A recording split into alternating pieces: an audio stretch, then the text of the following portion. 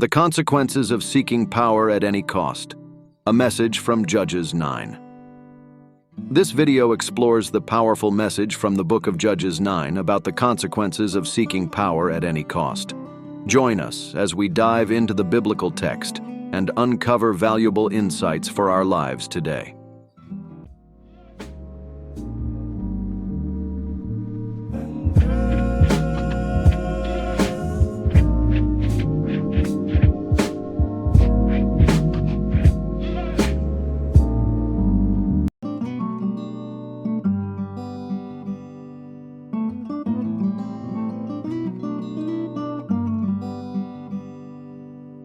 The book of Judges within the Bible is a rich source of moral lessons and profound messages that continue to resonate with readers throughout centuries. Within this ancient text lies the powerful narrative of Judges 9, which presents us with a timeless message concerning the dangers and consequences of pursuing power at any cost. Synopsis: Judges 9 recounts the tragic tale of Abimelech, the son of Gideon, who aspired to become the ruler of Israel. Driven by his unquenchable thirst for power, Abimelech resorts to treachery, violence, and manipulation in his ruthless pursuit of kingship. This narrative serves as a cautionary parable, highlighting the destructive consequences that lie within the blind ambition for power and authority.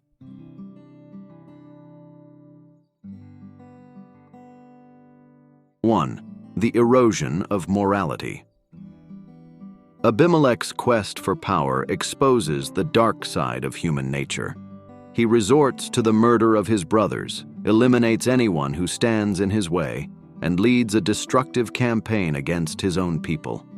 The narrative serves as a stark reminder of how the unrestrained pursuit of power can lead individuals to abandon ethical principles and compromise their own moral compass. 2. The perils of manipulation. Abimelech masterfully manipulates the people of Shechem by appealing to their desire for power and prominence. Through persuasion and deceit, he manages to gain their trust and support, ultimately leading to their downfall. This cautionary tale warns against those who would exploit the vulnerabilities of others to achieve their own selfish ambitions. 3. The futility of power gained through violence. Despite successfully establishing his reign, Abimelech's power proves short-lived. His oppressive rule incites rebellion, and he eventually falls victim to his own violent tactics. This serves as a powerful message that power gained through force and coercion is inherently unstable and unsustainable. 4. The importance of integrity and humility. Contrasted with the character of Abimelech, Judges 9 highlights the importance of integrity and humility in leadership. The narrative underscores how the pursuit of power should be anchored in a genuine desire to serve others rather than personal gain. It serves as a stark reminder that true power lies in empowering others and leading with righteousness and integrity. Conclusion: the narrative of Judges 9 serves as a powerful message that resonates across time and cultures. It cautions against the destructive nature of unbridled ambition, manipulation, violence, and the pursuit of power at any cost. It serves as a timeless reminder of the perils that await those who prioritize personal gain over the well-being of others, and the importance of leadership based on integrity and humility. By internalizing these lessons, we can strive to be conscientious leaders who foster unity, justice, and the greater good within our societies.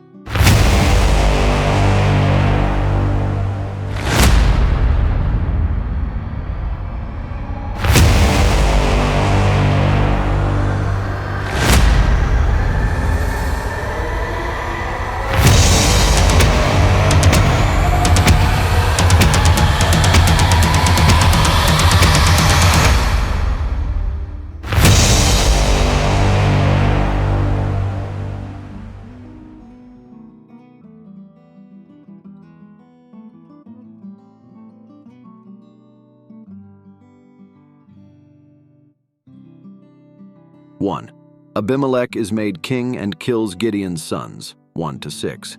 2. Jotham uses a parable to call for God's judgment against Abimelech and the people of Shechem. 7-21. 3. God divides the people of Shechem and Abimelech. 22-25. 4. Gaal plans a coup. 26-29. 5. Zebul, the city ruler, warns Abimelech and plans a trap for Gaal. 30-33. 6. Abimelech defeats Gaal. 34-41. 7. Abimelech destroys the people of the city of Shechem as retribution for their previous rebellion. 42-49. 8.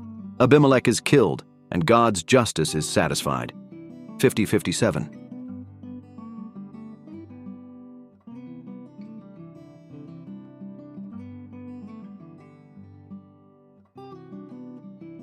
One. Who was Abimelech? What was his relationship to Gideon? What was his plan? 2. What was his proposal to the people of Shechem? 3. What character qualities does Abimelech demonstrate? 4. Are any of these the qualities a good leader should possess? 5. How did Abimelech enforce his rule? What kind of army did he possess? Is this the kind of army good kings had? Cross-reference. Kings 10:17, 11:1-2. 2 Chronicles 21-4, the practice of killing the legitimate heirs.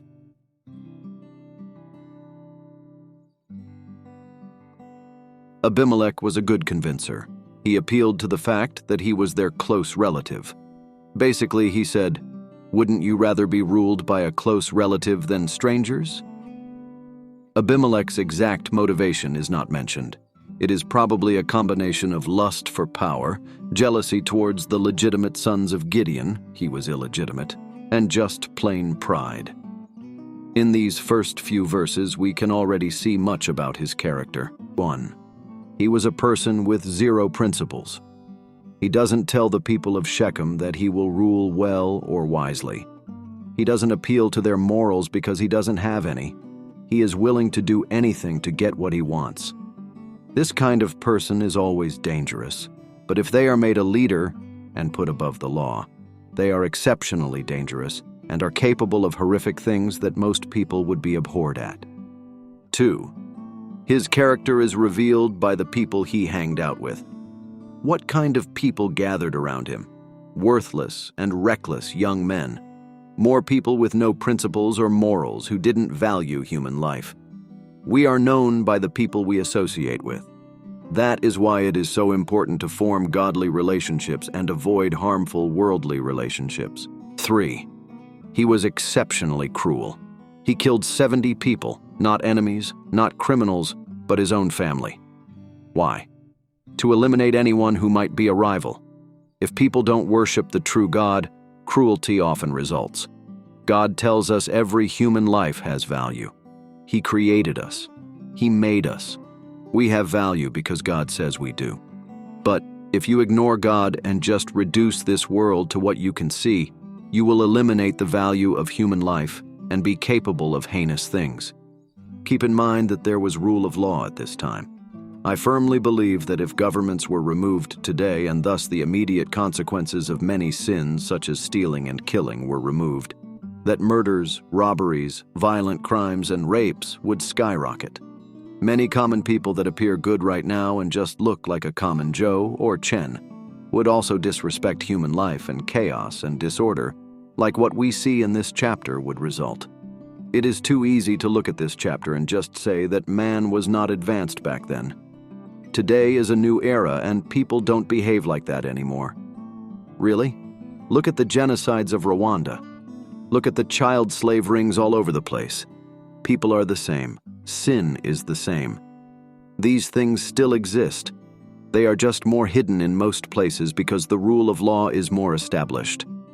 Take away that limitation and it would be as bad or worse than what we see in this chapter. 4. In this case, the idiom, like father, like son, does not apply. Gideon, his father, declined the opportunity to be king when it was freely handed him. He showed some humility and respect for God's leadership. Not so for Abimelech. This is just yet another example where parents failed to raise up their children well and teach them the things of God. It's also difficult to do, not impossible, if you have 70 kids.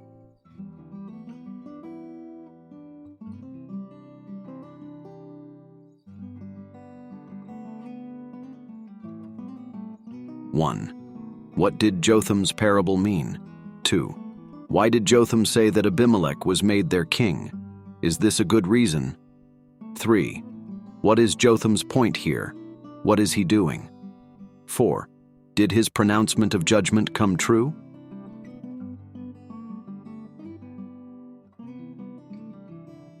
One. Explain the parable.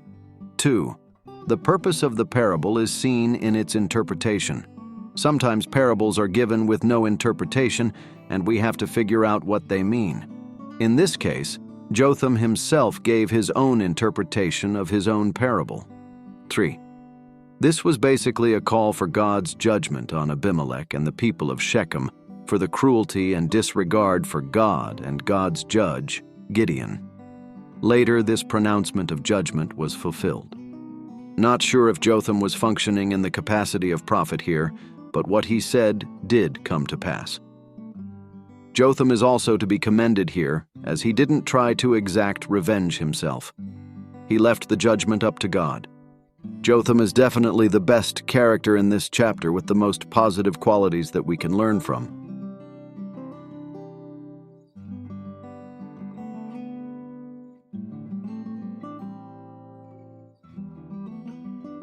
One. What does it mean that God sent an evil spirit between them? Why would God do this? 2. What was the result of this? 3. Whose motive does verse 24 describe?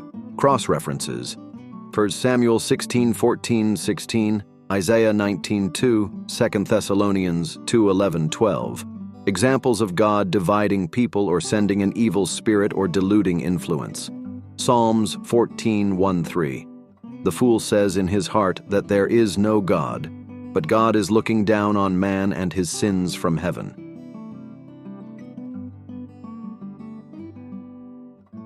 1.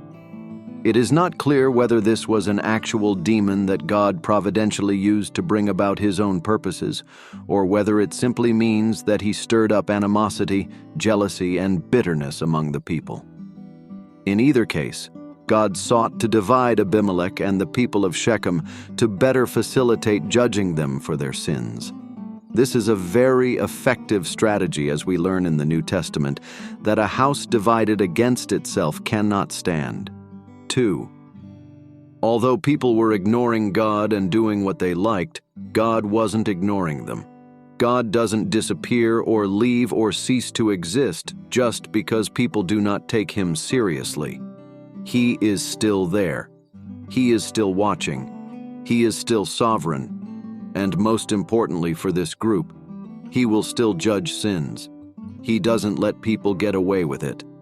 Yes, for a period of time it may appear God is letting people and their sins go, but his judgment will come and swiftly. The lesson for us is clear. Know that God is always watching. He is not far away. He is near. He is intimately involved with his creation. So if we are sinning, this should be a warning to us. But if we are following God fully, it is encouraging. No matter how dark or bleak times look, God is still in control. This world around us sometimes look hopeless with all of the evil going on. Rampant abortion, immorality, homosexuality, genocide, wars, civil wars, coups, diseases, etc. But God is still on his throne. 3.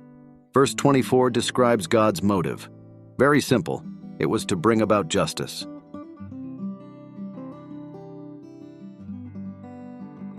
1. What is Gaal's plan? 2. What kind of a person was he? 3. What are his chief qualities you can see here? 1. Gaal saw the people of Shechem's grumbling and discontent with Abimelech as an opportunity for himself. 2. He was also a boaster, full of hot air. He talked a big talk when Abimelech was there, but as we will see, failed to back it up. 3. Bad rulers breed discontent followers. If even good rulers have discontent followers, you can imagine how many bad rulers have. This will often lead to the same cycle shown here, where someone rises up to try to become the new leader. Unfortunately, even if this new leader starts off well, Gaal didn't. They normally get infected with power and become corrupt very fast. Discussion question. 1. Who is Zebul? 2. Did he agree with Gaul? 3. What did he do? Verse-by-verse commentary. 1. Zebul apparently wanted to do Abimelech a favor to gain Guanxi. He probably weighed his options and decided that Abimelech would win, so he decided to support Abimelech. 2. He was what you would call a double agent. He acted like he was helping Gaul, while all the time manipulating him and helping Abimelech. You can see that spies and agents have existed for a long time. They are not a new development. Discussion question. 1. What methods did Zebul use to induce the fight? 2. How did he describe Gaul? Lei Sheng Da, Yu Sheng Xiao. 3. Who won the battle? 4. What happened to Gaul and his relatives? Verse-by-verse commentary. 1. Zebul is a manipulator and a liar. He is also a scoffer and doesn't do any fighting himself. He is like Wormtongue. 2. Abimelech won the fight and wounded many of Gaul's small army.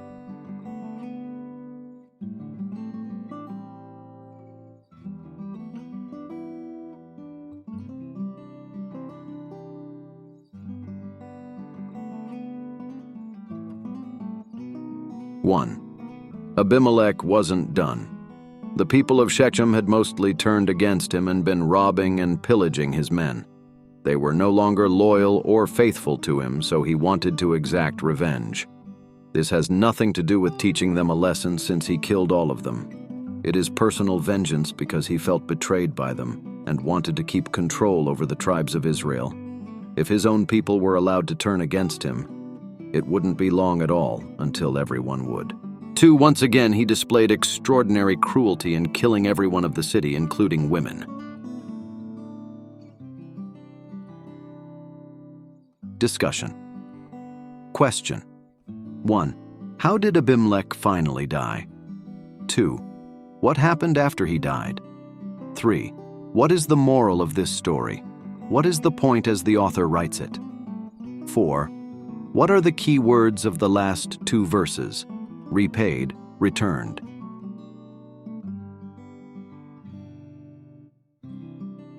First, Abimelech died in the next battle. Just when he thought he had won and everything was going well, a big stone was thrown from the tower and crushed him. 2. The last 2 verses of this chapter are perhaps the most important. They tell us the moral of the story. They tell us why the writer of Judges included this story. These events, which are so dark, so empty, so cruel, so meaningless, and so devoid of all morality and principles from God, were included in the Bible for a reason. The Bible is not all fluffy, touchy-feely stories. It tells us real events that happened in the real world and God's role in those events. It doesn't create another perfect world, that is, for after sin is abolished and we go to heaven. It tells us about the world we are in now, and that is a sinful world, a dark world, and a cruel world. Yet even in the midst of that, God hasn't left. He repaid Abimelech. He repaid Shechem and its residents. All the people who disobeyed God and went their own way were each one individually dealt with. They didn't get away with it. Neither will anyone today. So in closing, I want to read a few verses and let us each think about it. We reap what we sow. They sowed cruelty, and they reaped death. What are you sowing? Cross-reference. Job 4:8-9. You reap what you sow. Hos 10:12-13. Sow righteousness and reap love. We want to help you study the Bible, obey the Bible, and teach the Bible to others.